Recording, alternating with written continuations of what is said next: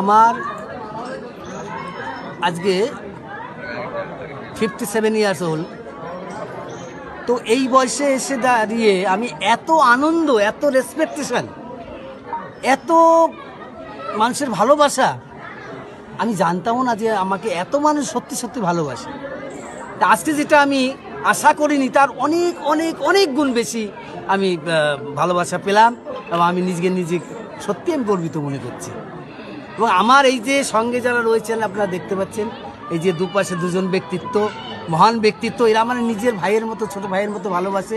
এবং আমার কোনো প্রয়োজনে হলে আমি দাদার কাছে গেলে, এই দাদার কাছে গেলে আমাকে কেউ না করে না, আমাকে এত সত্যি ভালোবাসে। আমার এটা আজকের দিনে দাঁড়িয়ে আমি বলতে চাই যে আজকে এত মানুষের যে ভালোবাসা, এই ভালোবাসা হয়তো আমি পাওয়ার উপযুক্ত না, কেন ভালোবাসে আমি জানিও না।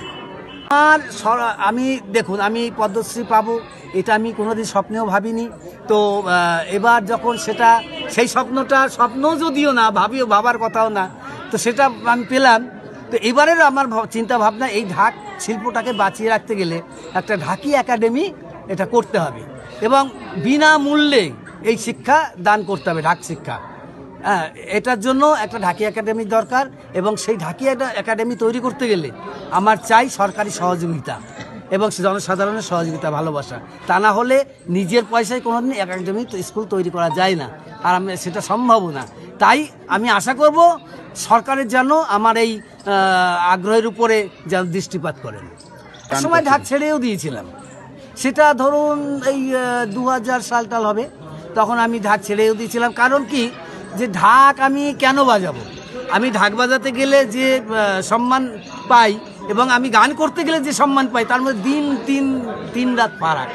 আর ঢাকি তো যে কোনো সময় ক্লাবের ছেলেরা হয়তো সারাদিন পুজো বাজিয়েছি, খেয়ে দিয়ে হয়তো রেস্ট নিচ্ছি, সেই সময় এসে রাত্রিবেলা 12টা একটার সময় তারা একটু মদ্যপান করে এসে বলছে এই ঢাকি বাজাও তো।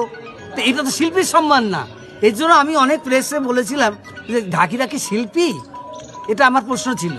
তো আজকে সেই শিল্পী সম্মানটা আমরা ঢাকিরা পেয়েছি, এটা আমার সত্যি আমার সৌভাগ্য এবং সেটা আপনাদের ভালোবাসার উপরে নির্ভর করে।